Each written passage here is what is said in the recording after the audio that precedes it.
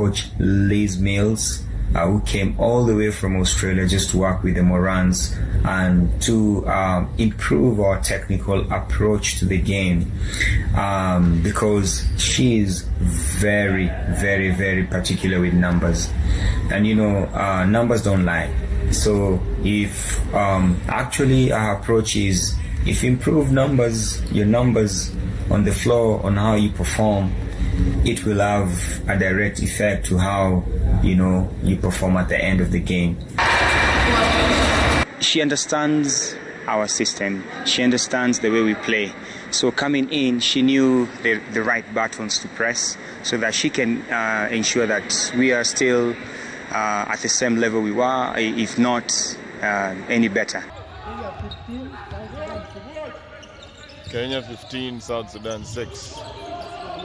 How's that for live streaming? Punk ass. Thank you so much for joining us. Thank you. Give so us much. your view about these preparations and everything. All right, wonderful. Big Ted here. I'm the chairman of the Kenya Basketball Federation Management Board. And we're a new team which has been tasked with the responsibility of raising resources and also raising awareness about the national team. So, of course, with the worldwide pandemic, COVID-19, it's actually affected a lot of things in terms of fundraising and preparing a team like this one. So first of all, the first thing which had to happen before the team, after the team was selected, is that we had to get permission from the government to actually host the players to training. And after that is when we went on to the next step of being able to shortlist the players coming in from abroad. Against Senegal, one of our challenges was we competed with them for 3 quarters. Fourth quarter, we didn't have the game fitness and mental strength to compete against them. But the 3 quarters we did. But right now, I believe we can do that in 4 quarters. As you mentioned, yes, all our players who are outside are on their way back in right now. Bungei, who's making his debut, as you said, from Australia, is also coming in. We also have our players in Rwanda, Uganda, and the States, who will also be coming in this week. So what shall happen is immediately after this, the tests which have been done today, on Monday, once we get them, we shall present them back to the government. And on Tuesday next week, we go on into the bubble, which will be down at Kasarani. Talk to us, what's the appreciation that you make of your team's performance? At halftime, the Morans were up 31-27. During the first 2 quarters, you played some really great basketball, and then in the second half of the game, the team sort of imploded. What could explain this? So we intend to simulate the exact situation that they'll play in Rwanda, in terms of having all the electronics, all the technicals, and the whole sphere being ready for them. One of the things that has really hindered our preparation is basically fundraising. And then to Desmond, you played some high-intensity basketball in the first 2 quarters, and you sort of contained Senegal, but during the second half, we didn't see that. Were you physically exhausted from playing that sort of high-intensity basketball in the second half of the game? Coach, okay. Yes. Look, I thought we played 20 minutes of great basketball. I'm really proud of how our team came out and really threw a punch at one of the best teams in Africa. Senegal's obviously a top 5 team, and they showed that experience and talent today, especially in the third and fourth quarter.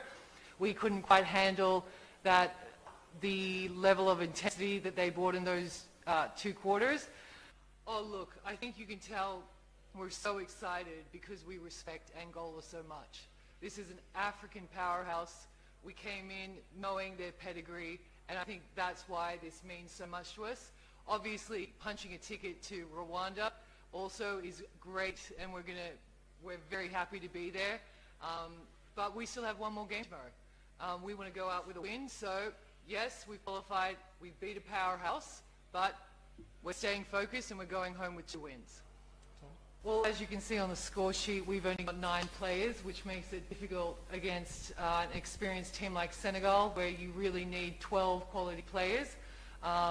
Unfortunately, the situation in Cameroon has made it difficult for a lot of teams, and it's kind of hit us hard. But hey, we've got to refocus. We've still got two really important games. I feel if my team can come out and play that first 20 minutes against Angola, we can really match up well against them. And hey, we all face challenges. Every team is facing the same issues here. It's about how you rise above it, and I have no doubt that my team can do that. Women can do anything, and so we shouldn't put limitations on ourselves.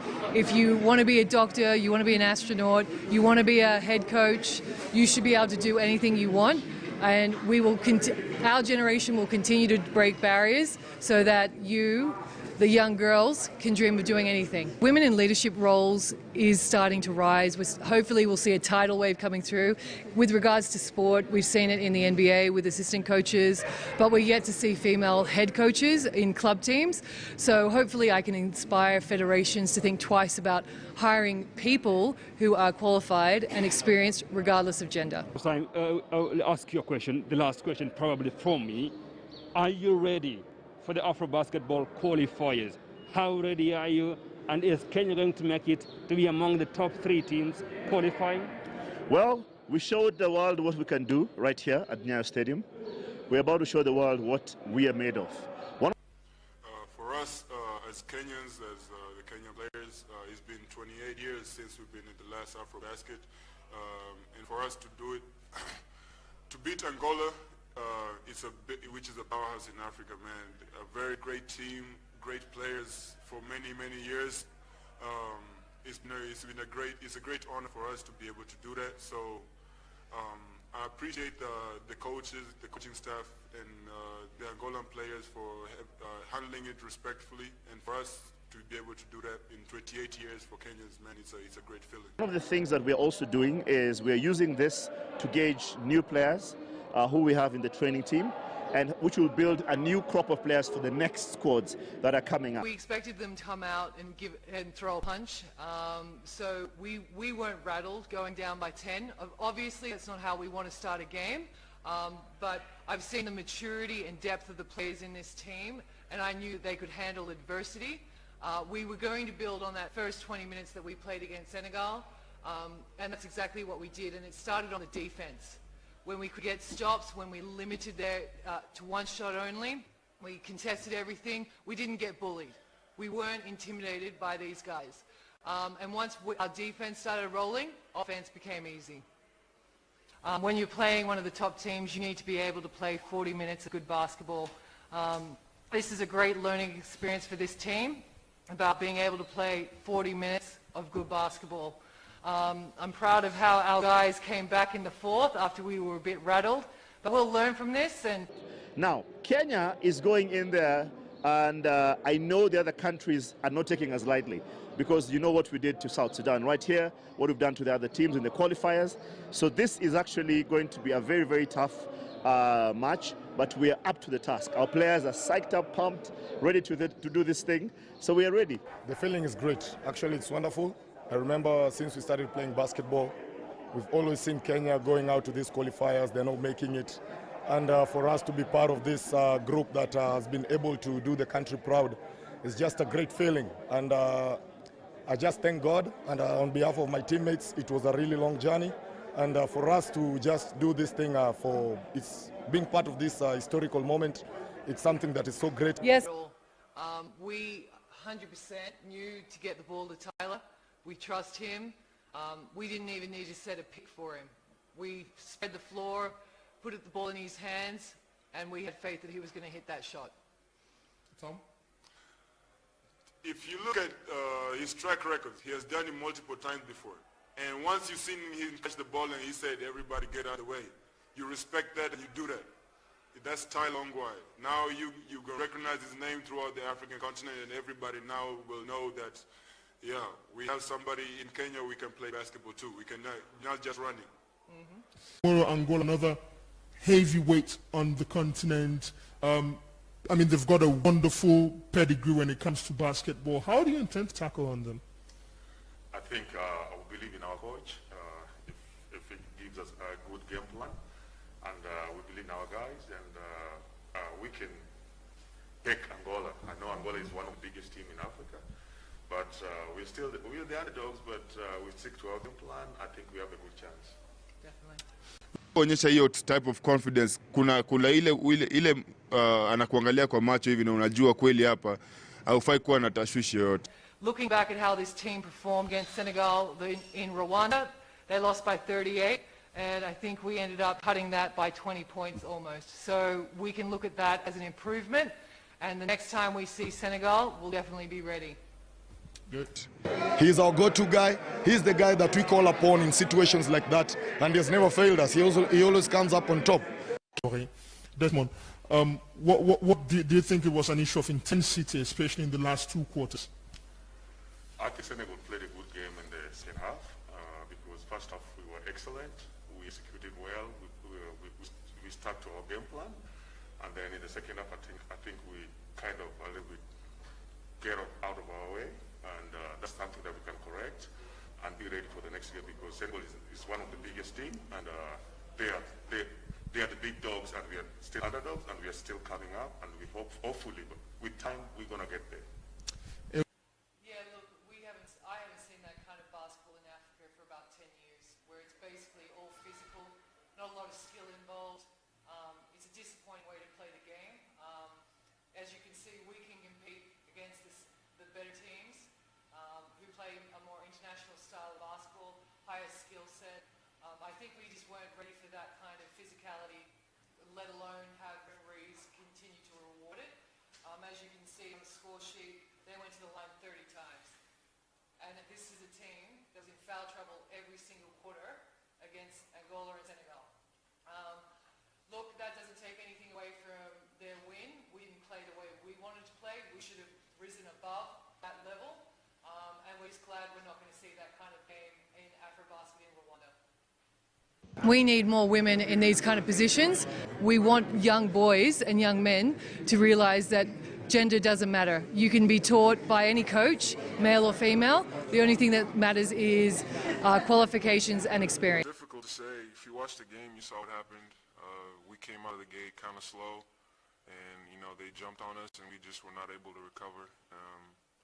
But those are the types of games where even if you try and come back, I feel like everything's against you. So it's hard to get into a game when they're playing like that. And so, I mean, credit to them, they got the win. But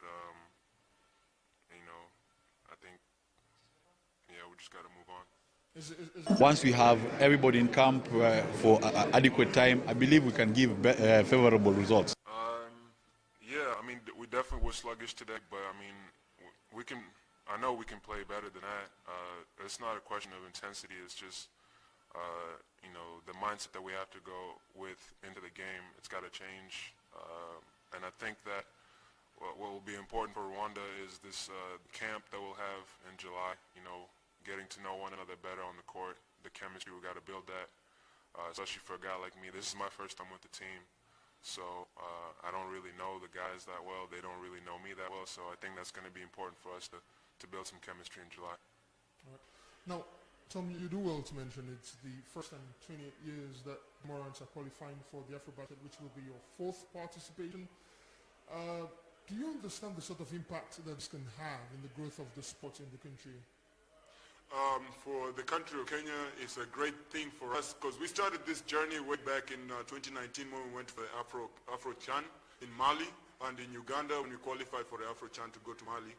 And we started that journey, and we said this is going to be the first team for us to stamp our name as the Kenya Morans on the African continent. And for us to be able to do it in such a manner to qualify for this competition, we expect it will only get better from here. We have a pretty young team. We have continuation.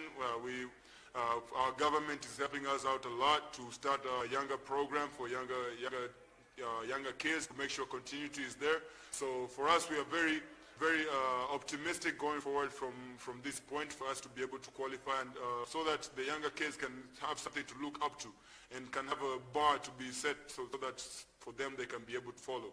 So for us, it's best to lead as a team and make sure that the future generations follow. So I'm proud to be the first woman to take a team to a continental championship, regardless of if it's Africa, Europe, Asia, wherever. We need more women in these kind of positions. How do we expect young women to grow up to do great things if they don't have visible role models? As well as we want young boys and young men to realise that gender doesn't matter. You can be taught by any coach, male or female. The only thing that matters is qualifications and experience.